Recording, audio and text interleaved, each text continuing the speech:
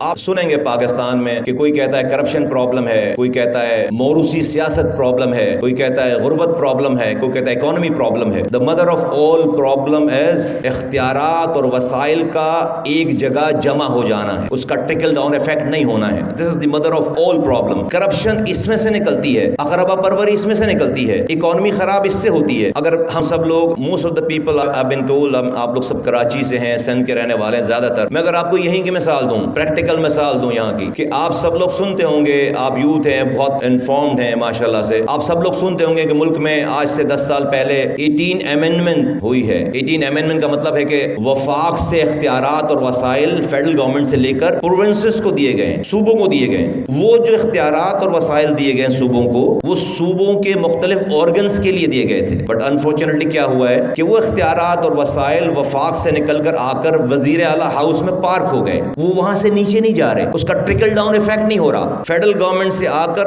اختیارات C M house میں park ہو گئے ہیں۔ آپ کو مثال دوں اور اگر آپ کو ایکسپلین کروں میں کہ جو ملک چلانے کا نظام ہے، جو پیسے آتے ہیں وفاق سے صوبوں کو پیسے آتے ہیں، وہ ہر سال پروونشل گورنمنٹ کو 1000 ارب روپے ملتا ہے، 1000 ارب روپے وفاق سے، 1000 ارب روپے، اس کی ڈیٹیل میں نہیں جا رہا۔ 200 ارب روپے یہ خود کماتے ہیں، 1200 ارب روپے، 1200 ارب روپے جو خرچ کرنے کی اتھارٹی ہے وہ ایک ہے، اور ایک انسان ہے، وہ ہے وزیر اعلیٰ۔ یہ پیسے ملتے ہیں NFC ایوارڈ کے ذریعے، جس کو کہتے ہیں نیشنل فائنانس کمیشن۔ اصولاً اس پیسے کو لے کر وزیر اعلیٰ کو نیچے پروونشل فائنانس کمیشن کا اجرا کرنا چاہیے، لیکن وہ یہ PFC ایوارڈ نہیں دیتے۔ جو صوبوں سے ڈسٹرکٹ کو پیسے جانے ہیں، ہم سب کراچی کے رہنے والے ہیں، Karachi generate 68% of the entire country's revenue alone from the city, but in return we don't even get 2% of our share. Karachi generates 95% of this province's entire contribution to the federal government. We generate 95% of this province's revenue alone from the city. Entire Karachi's export is 50% of the entire country's export. 50% جو export ہے پورے ملک کا، اس کا 50% export Karachi سے ہے۔ پورے پنجاب کی جو سیلز ٹیکس جمع ہوتی ہے، اس سے زیادہ صرف یہ شہر جمع کرتا ہے، اکیلے ایک شہر۔ تو یہ کنٹریبیوشن ہے، but in return chief minister of this province according to the constitution جو ہے، اس کے پاس سارا اختیار اور وسائل ہے، وہ نیچے ٹرکل ڈاؤن نہیں ہو رہا۔ تو اور کنسنٹریشن آف پاور ہے۔ آپ کو میں فردر اس کے اگر ریپرکشنز بتاؤں کہ سندھ میں سرکاری اسکولوں کی تعداد ہے 48,000 اسکولز ہیں۔ ایک وزیر اعلیٰ چیف منسٹر اور ایک ایجوکیشن منسٹر، یہ دو لوگ ذمہ دار ہیں، اس پہ رسپانسبل ہیں۔ تو امیجن کریں کہ دو افراد ان 48,000 اسکولز کو لک آفٹر کیسے کر سکتے ہیں؟ وہ نیچے ٹرکل ڈاؤن نہیں کر رہے۔ اسکولز تو گاؤں میں ہوں گے، گوٹھوں میں ہوں گے، شہروں میں ہوں گے، وہاں تو بیوروکریٹ اپوائنٹ کرتے ہیں آپ۔ وہ بیوروکریٹ تو آج یہاں ہے، کل کو کہیں اور ہوگا، بٹ جن کو ریسپانسبل ہونا ہے جا کر، جن کو اکاؤنٹیبل ہونا ہے لوگوں کے سامنے، وہ تو الیکٹڈ لوگ ہیں۔ دنیا میں آپ اگر امریکہ جائیں تو وہاں پر جو ریئل اسٹیٹ ہے، جو زمینوں کی قیمتیں ہیں، وہ اسکول ڈٹرمن کرتے ہیں، سرکاری اسکول ڈٹرمن کرتے ہیں کہ جس کاؤنٹی میں، جس ٹاؤن میں اچھے اسکول ہیں، وہاں پہ زمینوں کی قیمت زیادہ ہوتی ہے، کیونکہ پورا شہر مائگریٹ کر رہا ہوتا ہے اس اسکول کے لیے، اس ٹاؤن میں رہنے کے لیے، اور وہاں کا جو یونین کاؤنسل کا آدمی ہے، وہ ان اسکولوں کے پاس اس کے پیسے آتے ہیں اور وہ اس کو لک آفٹر کرتا ہے اور وہ اکاؤنٹیبل ہوتا ہے۔ میری اس بات کا مطلب یہ ہے کہ آج تک آپ کسی غلط کام کرنے پہ کسی MNA MP کو گریبان سے نہیں پکڑ سکے، لیکن اگر یہی پاور، اسکولوں کی پاور، آپ کے محلے کے یونین کاؤنسل کے آدمی کے پاس آ جائے، جو کہ آپ کے محلے میں رہتا ہو، آپ کے گاؤں میں رہتا ہو، تو اگر وہ کرپشن کرے گا، اگر وہ کوالٹیز آف ایجوکیشن کو خراب کرے گا، تو ہم نیب کو نہیں بلائیں گے اس کو پکڑنے کے لیے۔ لوگ جمع ہوں گے اور اس کے دروازے کو نوک کر کے اس کو گریبان سے پکڑ سکتے ہیں۔ آج تک 70 سالوں میں آپ کسی وزیر کو گریبانوں سے نہیں پکڑ سکے، آپ کسی MNA کو گریبان سے نہیں پکڑ سکے، آپ کسی MPA کو گریبان سے نہیں پکڑ سکے۔ تو پروونشل گورنمنٹ کہتی ہے کہ 10 سالوں میں ہم نے 2300 بلین خرچ کر دی ایجوکیشن پہ، سندھ کی بات کر رہا ہوں، 2300 ارب روپے خرچ کرنے کے بعد آج 70 لاکھ بچے جن کی ایج ہے اسکولوں میں جانے کی، وہ اسکولوں سے باہر ہیں۔ 70 لاکھ، 7 ملین۔ پورے پاکستان میں 2.5 کروڑ بچے ایسے ہیں جن کی ایج ہے اسکولوں میں جانے کی، وہ اسکولوں سے باہر ہے۔ سندھ میں 70 لاکھ، تو 70 لاکھ کی آبادی میں دنیا میں 50 کنٹریز ایسی ہیں جن کی آبادی 70 لاکھ سے کم ہے، یعنی کہ ہمارے پاس صرف سندھ میں اتنے بڑے بچوں کی تعداد ہے، اتنی زیادہ، جو کہ دنیا کی 50 کنٹریز سے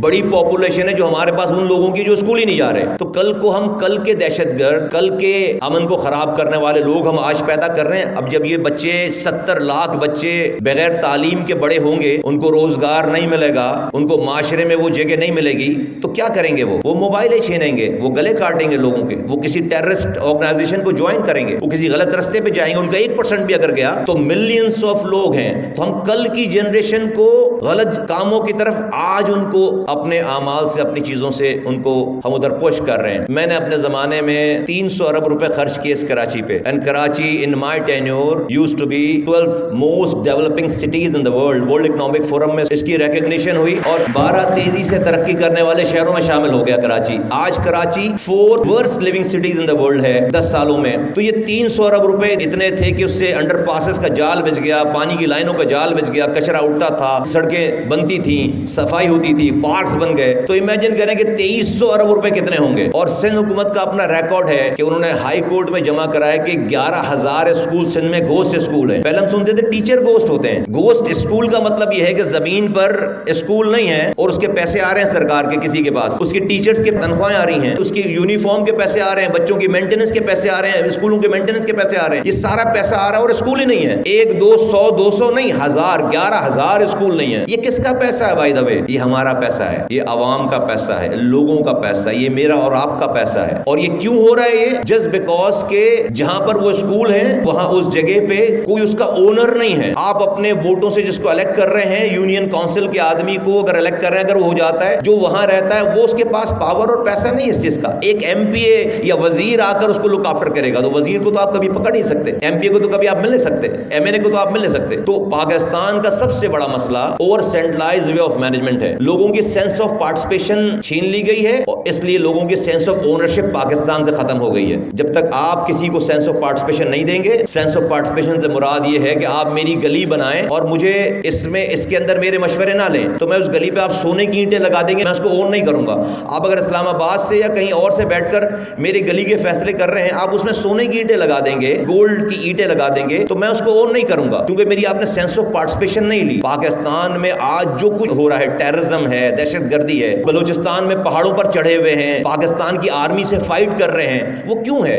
اس لیے کہ ان سے آپ نے ہوپ چھین لی, امید چھین لی ہے. they have got nothing to lose. اس لیے کہ گھر پہ جو پانی آ رہا ہے یہ فیصلہ کوئی اور کر رہا ہے, ان کے کچرا اٹھانے کا نظام, سالڈ ویسٹ مینجمنٹ کا فیصلہ کوئی اور کر رہا ہے, ان کے بچوں کی تعلیم کا فیصلہ کوئی اور کر رہا ہے. تو ان کی سینس آف پارٹیسپیشن آپ ایک گھر میں ہیں, آپ جیسے بڑے ہوتے ہیں, بلکہ آج کل کے نوجوان آپ لوگ ہیں, ایک گھر میں بھی والدین کوئی فیصلہ کرتے ہیں تو بچوں کو بٹھا کر ان سے رائے لیتے ہیں کسی چیز پر, اور اس کی سینس آف, بھلے فیصلہ وہ کچھ بھی کریں لیکن وہ سینس آف پارٹیسپیشن لیتے ہیں. لیکن اگر گھر میں کوئی فیصلہ ہو نہیں رہا, سینس آف پارٹیسپیشن نہیں ہے, اور کوئی فیصلے کا رزلٹ خراب ہو گیا, تو سب لوگ اس کو اون نہیں کریں گے, بولے بھائی آپ نے فیصلہ کیا تھا آپ جانیں. تو پاکستان بھی وداؤٹ سینس آف پارٹیسپیشن کے نہیں چل سکتا. پاکستان کو اس وقت کوئی اون کرنے کے لیے تیار نہیں ہے. آپ کے سامنے روڈ کوئی کاٹ رہا ہوگا, آپ کی دیواروں کو خراب کر رہا ہوگا, ہماری سائیکولوجیکلی ہمارے دماغ میں ہے کہ بھئی یہ روڈ تو سرکار کی ہے, یہ دیوار تو سرکار کی ہے, ہم کیوں بولیں؟ ہم سمجھتے ہیں کہ ہمارے گھر کی 4 دیواری جو ہے وہ ہماری اپنی ہے, کہ ہم اپنے گھر کی 4 دیواری ہماری اپنی, باہر کی جو جگہ ہے وہ ہماری نہیں, وہ گورنمنٹ کی ہے. کیونکہ گورنمنٹ نے, اور یہ ایک دن میں نہیں ہوا, کیونکہ گورنمنٹ نے آپ سے اس جگہ کے لیے آپ کی سینس آف پارٹیسپیشن کبھی نہیں لی. تو ہمارا یہ ریزولو ہے اور ہم اس بات پہ کافی کمیٹڈ ہیں, اس بات پہ, اور کانفیڈنٹ ہے اس بات کے کہنے میں کہ پاکستان کا سب سے بڑا مسئلہ رشوت نہیں ہے, مہنگائی نہیں ہے, کرپشن نہیں ہے, یہ تو بائی پروڈکٹ ہے. پاکستان کا سب سے بڑا مسئلہ اختیارات اور وسائل کا ایک جگہ جمع ہو جانا ہے, اور ان اختیارات اور وسائل کو جب تک آپ سی ایم ہاؤس سے نکال کر